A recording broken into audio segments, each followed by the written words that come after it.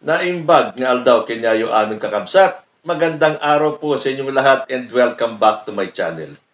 Silipin nga po natin ang mga drama ng ating mga senador. Sino pa ba ang mga sumusuporta kay Chis Escudero para ipagpatuloy ang pagiging Senate President?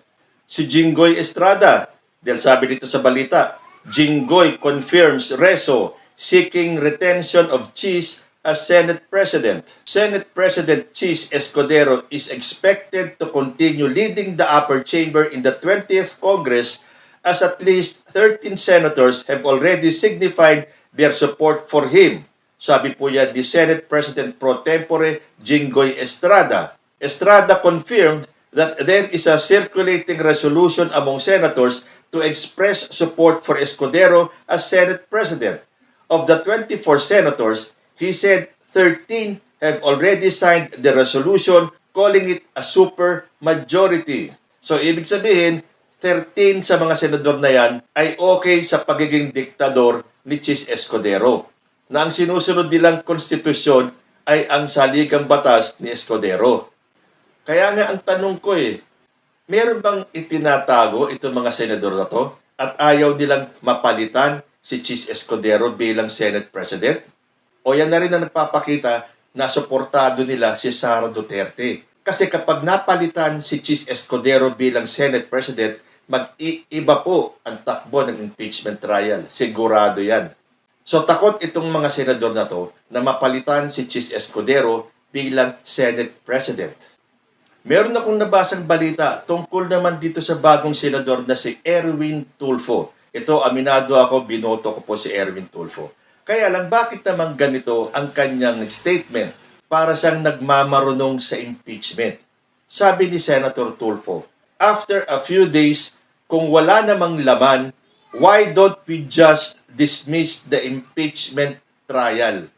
Well, aminado ako, hindi ko ini-expect na ito ang magiging pananaw ni Erwin Tulfo sa impeachment trial ni VP Sara. Kapag after a few days daw at wala namang laman, ano kaya ang ibig niya sabihin na walang laman? Yung mga ebidensyang ipipresenta ng prosecution, walang laman? 7 articles of impeachment yan. So kung may pumalyaman na isa o dalawa dun sa articles of impeachment, 7 po yan. 7 articles of impeachment. Ibig sabihin, lahat yan walang laman, Senator Tulfo. Sabi nga dito sa nabasa ko Senador, hindi ito barangay blatter o radio drama. This is the highest form of accountability, impeachment. At hindi pwedeng basta-basta i-dismiss dahil wala ng laman, ayon sa'yo. Pero ano ba ang tamang proseso? Kung sakaling makitaan ng walang ebidensya, acquit ang dapat gawin, hindi dismiss.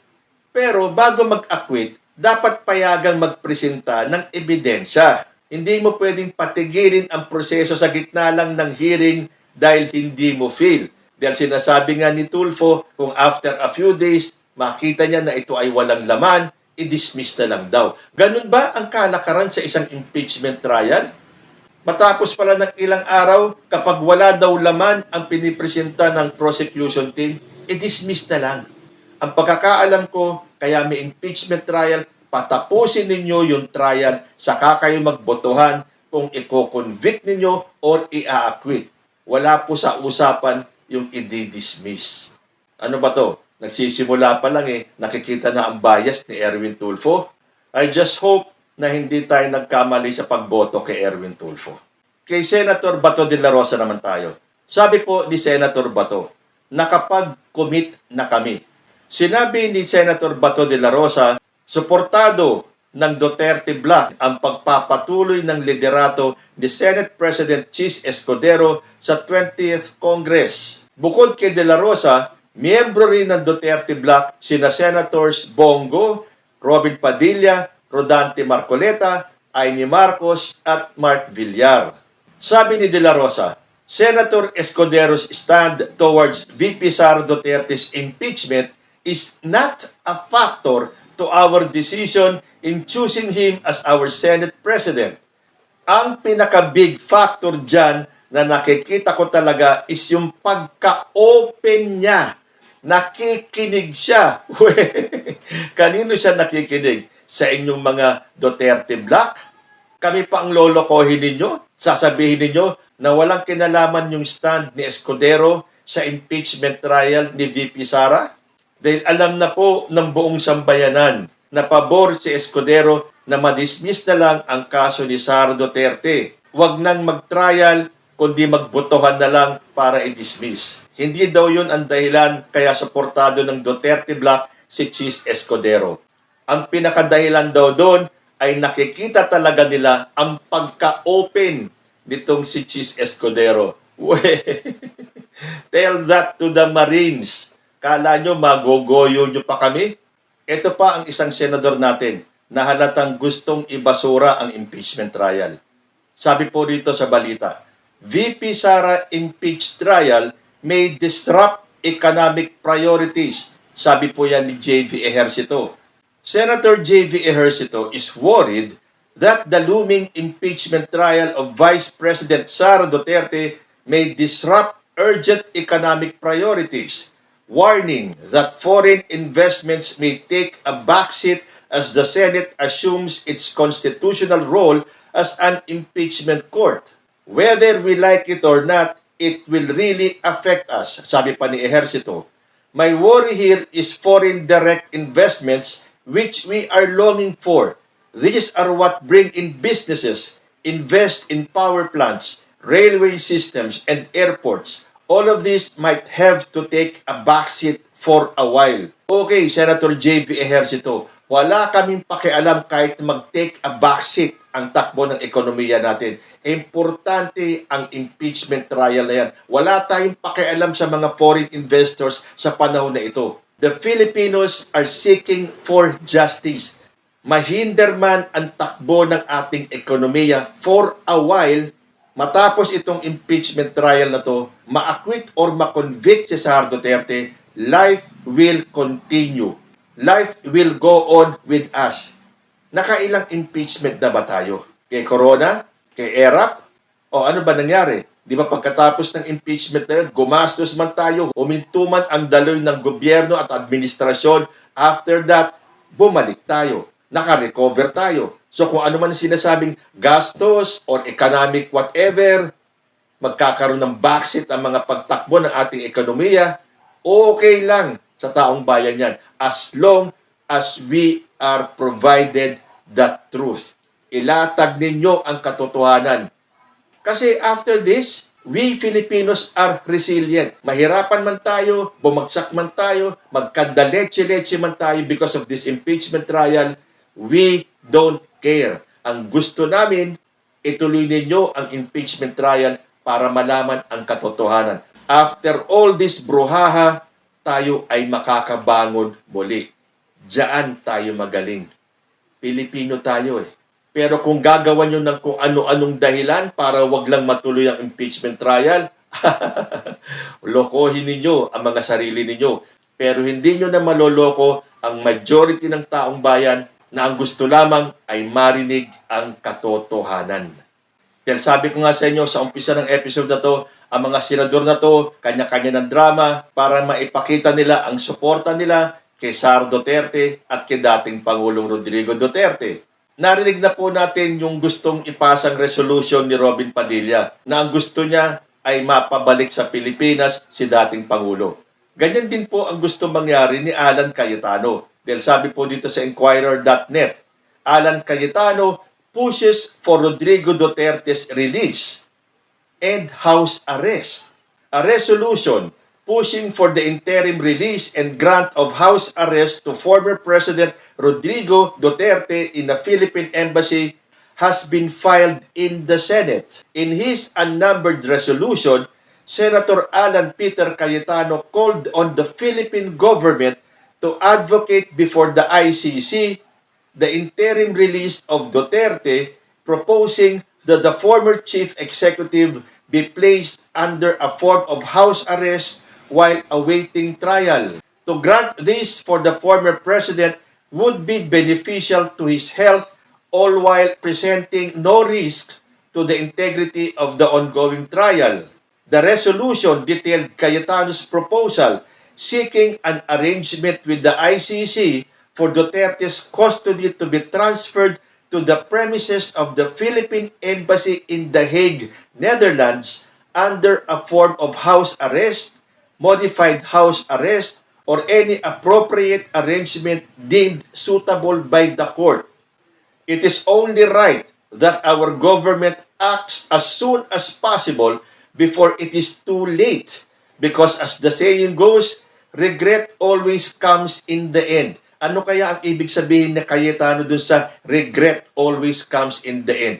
Yung parang pagsisisihan natin kapag hindi natin inalis si Duterte sa ICC at kapag hindi natuloy itong hinihiling nilang house arrest sa Philippine Embassy sa The Hague. Pero ang pagkakaalam ko kung sa Philippine Embassy nila sa The Hague gustong ilagak si Duterte bilang interim release, mukhang hindi po pwede yun. Dahil wala naman jurisdiction ang ICC sa Pilipinas. So kahit na sabihin mong nasa The Hague yan, Philippine Embassy pa rin yan. So hindi po pwedeng dun ilagak si Digong. Well, yun po ang pagkakaalam ko kasi Philippine Embassy yan. Yan ay embahada ng Pilipinas. Tayo ay wala na sa jurisdiction ng ICC. Ang pwede lang mag-host ng interim release ni Digong ay mga ICC members lang. So parang may himig pagbabanta. Well, para po sa akin itong sinabi ni Cayetano na regret always comes in the end. Pagsisisihan natin, bakit? Kung may mangyari kay Digong, mag-aalsa ang taong bayan. Kung mag-aalsa ang mga DDS at ang sinasabi nilang taong bayan, noon pa dapat, the next day pa lang na kinidnap si Digong at pinadala sa ICC, nag-aklas na sana kayo. So ano ang ibig sabihin yan? Diminished na po ang puwersa ng mga DDS. Dahil kung ang gustong palabasin ng mga senador na to, na kapag may nangyari kay Digong sa ICC, sa The Hague, magpi-people power, huwag niyong minusin ang people power ng kabilang kampo. And hindi lang po kampo ng mga pro-BBM yan. Kapag gusto nyo ng gulo, hindi po mangingimi ang mga pro-government. Hindi lang basta pro-BBM, mga pro-government na ipaglaban ang katotohanan at ang hustisya. Hintayin natin matapos ang trial sa ICC. At tulad ng mangyayari kay Sara Duterte, huwag natin hadlangan ang impeachment trial ni Sara at ang ICC trial ni Digong. Kasi kung wala naman talaga silang kasalanan, wala silang dapat ikatakot. So itong mga senador natin, panay ang drama ngayon. Kanya-kanya sila ng drama. At siyempre, hindi makukumpleto ang drama ng mga senador kung wala yung drama ni Senator Bongo. Sabi kasi ni Bongo, I miss him dearly. Well, obviously pertaining to Rodrigo Duterte. Ipinaabot ni Senator Bongo ang pag-aalala at pangungulila kay dating Pangulong Rodrigo Duterte na nakadetain sa The Hague matapos mabalitaan na pumayat ito. Sabi ni Bongo, ang kinakatakutan ko ay may mangyari kay Tatay Digong. Ang mamatay siya sa banyagang lupain, malayo sa piling ng kanyang pamilya at milyon-milyong Pilipino na minahal at pinagsilbihan niya. Namimiss na pala ni Senator Bongo itong si dating Pangulo. Pero ni minsan ba, nabalitaan ba natin na dinalaw ni Bongo si dating Pangulo sa The Hague? Si Amy Marcos nakarating na doon, si Robin Padilla nakarating na doon, nandun din si Harry Roque, si Sara Duterte, pabalik-balik na lang doon. Pero si Bongo, at isama na natin si Bato de la Rosa. Ni minsan ba, nagpunta kayo? I miss him dearly pala Bakit hindi mo puntahan? At pare-pareho sila ng naratibo. Natatakot sila na may mangyari kay Rodrigo Duterte sa The Hague. Pero sinabi na po ng pamunuan ng ICC, sinisigurado nila na binabantayan ang kalusugan ng bawat detenado. So itong drama ng mga DDS, ng mga senador natin, ni Sara Duterte, na payat na, pero sabi niya mukha naman daw healthy, ay part of the scheme para magpaawa sa taong bayan. Pero sa tingin niyo, pababayaan ng ICC na mamatay si Rodrigo Duterte ng basta-basta na lang? The best healthcare po ang nandun sa ICC para kay Rodrigo Duterte. Kaya hindi po nag-aalala ang dating asawa ni Rodrigo Duterte na si Elizabeth Zimmerman nang sinabi niya na he looks healthy. At gayon din naman itong si Sara Duterte. So nakita na po natin na itong ating mga senador, ay mali pala, hindi pala nating mga senador. Ito mga senador na mga Duterte ay ginagawa ang lahat para maprotektahan si dating Pangulo at si Vice President Sara Duterte. Kanya-kanyang gimmick, kanya-kanyang drama.